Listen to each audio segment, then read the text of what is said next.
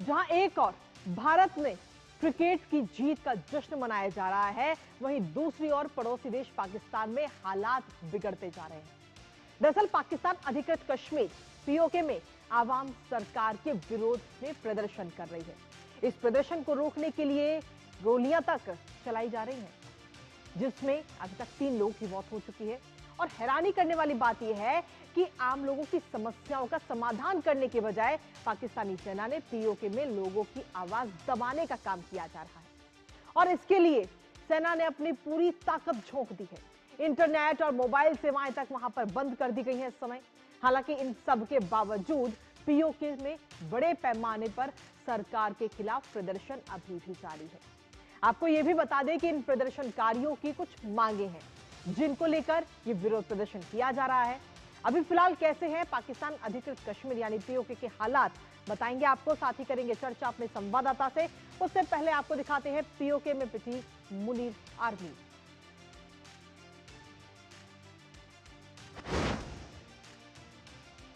और इसी बीच चलिए सीधा रुख करते हैं। इस वक्त आपको बता दें कि विजय मल्होत्रा का आज सुबह निधन हो गया था, जिसके बाद में उनके पार्थिव शरीर के दर्शन करने के लिए प्रधानमंत्री नरेंद्र मोदी आज वहां पर पहुंचे और उन्हें अंतिम श्रद्धांजलि देते हुए नजर आए। इस दौरान की ये तस्वीरें इस वक्त आपको दिखा रहे हैं। भारतीय जनता पार्टी के बड़े नेताओं में इनका नाम शुमार है, विजय मल्होत्रा, जिनका आज 93 साल की उम्र में निधन हो गया। आज उन्होंने अंतिम सांस ली, जिसके बाद अब उनके पार्थिव शरीर के दर्शन करने के लिए तमाम लोग पहुंच रहे हैं। और इसी कड़ी में प्रधानमंत्री नरेंद्र मोदी भी उनके आवास पर पहुंचे और अंतिम दर्शन करते हुए नजर आए। ये तस्वीरें इस वक्त आपको दिखा रहे हैं उस दौरान की।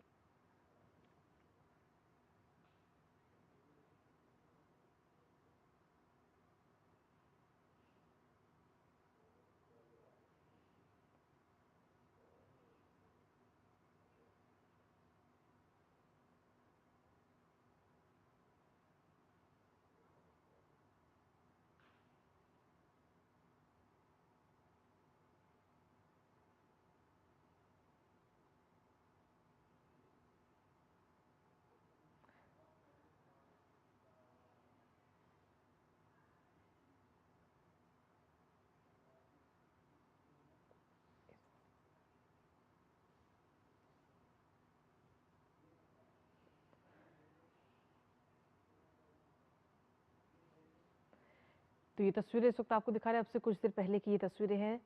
दरअसल आपको बता दें कि आज सुबह भारतीय जनता पार्टी के नेता विजय कुमार मल्होत्रा का 93 साल की उम्र में निधन हो गया और उन्होंने अंतिम सांस ली 93 साल की उम्र में, जिसके बाद में अब उनके आवास पर उनका पार्थिव शरीर रखा गया है अंतिम दर्शन के लिए। और एक एक करके नेता वहां पर पहुंच रहे हैं और इसी कड़ी में प्रधानमंत्री नरेंद्र मोदी भी विजय कुमार मल्होत्रा के आवास पर पहुंचे, अंतिम दर्शन करते हुए नजर आए। श्रद्धांजलि उन्होंने अर्पित की है यहाँ।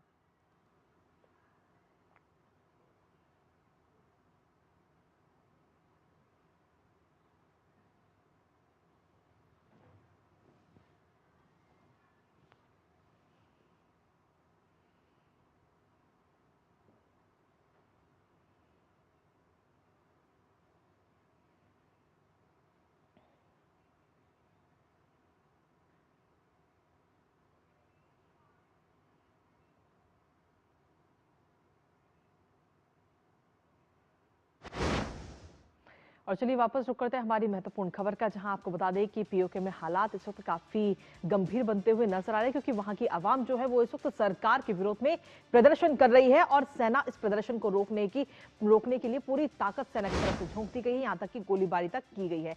लेकिन साथ ही पीओके में मुनीर आर्मी पिटती हुई भी नजर आई है। जी हाँ, पीओके में पाक सरकार के खिलाफ जहां एक तरफ विद्रोह नजर आ रहा है, वहीं दूसरी तरफ सबसे बड़ा विरोध प्रदर्शन ये इस समय देखने को मिल रहा है। इसके साथ ही विरोध प्रदर्शन के दौरान हिंसा भी वहां पर भड़की और इस हिंसा में 3 लोगों की मौत अभी तक हो चुकी है। साथ ही कई लोग जख्मी भी इस दौरान बताए जा रहे हैं। इस विरोध प्रदर्शन के दौरान प्रभावित क्षेत्रों में हालांकि इंटरनेट सेवाएं जो हैं वो प्रभावित हुई हैं। इंटरनेट सेवाओं को वहां पर बंद कर दिया गया है और इसके साथ ही मोबाइल सेवाओं पर भी इसका असर पड़ रहा है। पीओके में पिछले कुछ सालों की अगर हम बात करें तो पिछले कुछ सालों में अब तक का सबसे बड़ा विरोध प्रदर्शन इसे बताया जा रहा है। साथ ही अवामी एक्शन कमेटी के नेतृत्व में ये प्रदर्शन किया जा रहा है। दरअसल इस कमेटी की कुछ मांगे हैं, क्या कुछ वो मांगे हैं वो भी आपको बताएंगे, लेकिन इससे पहले आपको बता दें कि पाक सरकार और अवामी एक्शन कमेटी की बात भी हुई थी आपस में और करीब 13 घंटे तक ये बातचीत चली थी। लेकिन सोचिए कि 13 घंटे ये बातचीत चली, उसके बावजूद भी ये बातचीत सफल नहीं हुई है, मांगे नहीं मानी गई और ये बातचीत पूरी तरह से विफल रही है। बुनियादी अधिकारों की मांग दरअसल ये सभी लोग कर रहे हैं। एशिया कप हार का गुस्सा कहीं ना कहीं अब वहां की जो आवाम है, मासूम है, उन पर निकाला जा रहा है। कहीं ना कहीं ये कहा जा सकता है कि पाकिस्तान की तानाशाही इस दौरान सामने आ रही है।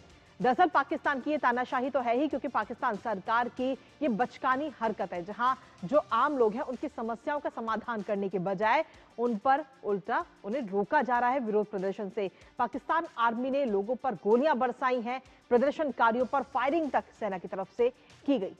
और पाकिस्तान ऑक्यूपाइड कश्मीर में पत्रकारों की एंट्री को भी बैन कर दिया गया है, जिससे कि वहां जो खबरें हैं वो दुनिया के सामने ना आ पाए, वहां की सच्चाई दुनिया के सामने ना आ पाए। इसके साथ ही लोकल रिपोर्टर्स जो हैं उनकी तरफ से भी कई सारे गंभीर आरोप लगाए गए हैं कि न्यूट्रल कवरेज नहीं करने दे रही है। वहां की जो सरकार है, पाकिस्तान सरकार है, वो कवरेज करने के पर ही रोक लगा रही है। मानवाधिकार संगठन ने भी पाक सरकार को सीधे तौर पर घेर लिया है। ऐसे में कई सारे सवाल इस समय खड़े हो रहे हैं और आखिर इन प्रदर्शनकारियों की मांगे क्या है जिनको लेकर इस वक्त ये प्रदर्शन किया जा रहा है, एक नजर उस पर डालते हैं। खासतौर पर सरकार के सामने प्रदर्शनकारियों की तरफ से ये 38 मांगे रखी गई हैं, उनकी 38 डिमांड है। विधानसभा से कश्मीरी शरणार्थियों के लिए आरक्षित सीटें जो हैं वो खत्म कर दी जाए, ये प्रमुख मांग के तौर पर ये नजर आता है। इसके साथ ही आटे और बिजली बिलों पर भी सब्सिडी दी जाए, छूट दी जाए वहां की आवाम को, क्योंकि हम सभी जानते हैं कि पाकिस्तान में आटे के लाले किस तरीके से पड़े थे। कई सारी तस्वीरें इस दौरान हमने भी देखी थी। बिजली परियोजनाओं में स्थानीय लोगों के फायदे पर फोकस किया जाए, बुनियादी अधिकारों की भी गारंटी आवाम को वहां की मिले। तो सोचिए ये आम जरूरतें हैं जिन जो मांगों के रूप में नजर आ रही है, लेकिन पाकिस्तान सरकार इन मांगों को मानने की बजाय उल्टा उन पर अत्याचार कर रही है। सभी निवासियों को मतदान का अधिकार दिया जाए। 38 मांगों में से ये भी एक प्रमुख मांग है। केंद्र और प्रांतीय सरकार में पारदर्शिता लाई जाए, जिससे कि सब कुछ साफ साफ हो। आतंकवाद और सुरक्षा के मामले में भी न्याय संगत कार्रवाई। हमारे साथ हमारे सहयोगी अक्षय डोंगरे इस वक्त जुड़ गए हैं ताजा अपडेट के लिए, सीधा उनका रुख करते हैं। अक्षय, सीधे तौर पर पीओके में जो विरोध प्रदर्शन भड़के, उनकी असली वजह क्या कुछ आपको नजर आती है और आखिर वो कौन सी मांगे हैं जिन्हें पाक सरकार मानने से इनकार करे? क्योंकि कुल 38 मांगे हैं, क्या ये इन सभी 38 मांगों को अस्वीकार कर रही है पाक सरकार? देखिए, पाकिस्तान जब से बना है तब से हमने देखा है कि किस तरह से पाकिस्तान ने कश्मीरी लोगों को गुमराह करने का भरसक प्रयास किया है। पाकिस्तान ऑक्यूपाइड कश्मीर की अगर बात की जाए तो वहां पर लोगों को ना सिर्फ उनके बेसिक जो ह्यूमन राइट्स है वो डिनाई किए गए, बल्कि डेवलपमेंट का हर एक मौका उनसे छीन लिया गया है। अगर पाकिस्तान ऑक्यूपाइड कश्मीर की बात की जाए तो कई सारी नदियां वहां से गुजरती है। हाइड्रो पावर जनरेशन के लिए बहुत ज्यादा अच्छा उस इलाके को माना जाता है, और ऐसे में जहां से बिजली बन रही है वहीं पर लोगों को वो बिजली डबल से ट्रिपल दाम पर अगर बेची जाएगी तो लोगों में जाहिर तौर पे गुस्सा रहेगा ही। बिल्कुल। और जिस तरह से पाकिस्तान जब से पाकिस्तान ने पीओके पर कब्जा किया है, वहां की आवाम हो, वहां के लोग हो, उनको हमेशा से दबाए रखा गया है ताकि दुनिया के आगे पाकिस्तान का असली चेहरा ना आए। तो ये जो जो मुद्दा है, ये केवल कुछ महीनों का या 38 मांगों का नहीं है। ये मुद्दा पाकिस्तान ऑक्यूपाइड कश्मीर की खुद की एक आइडेंटिटी का है, जिसे पाकिस्तान ने हमेशा से डिनाई किया है। पाकिस्तान ने हमेशा उनको एक आजादी का एक तरह से नाटक दिखाकर, एक तरह से उनको झूठा आश्वासन देकर, या फिर कई बार भारत के साथ जो एकीकरण है उसकी मांगों को दबाने का भरसक प्रयास किया है। और इसके लिए लोग ना बोले इसलिए पाकिस्तान आर्मी वहां पर पूरी तरह से लोगों को दशकों से दबाती रही है, आजादी के बाद से लगातार दबाती रही है। और इन्हीं सब मांगों को लेकर हमने देखा है लगातार वहां पर प्रोटेस्ट हुए हैं।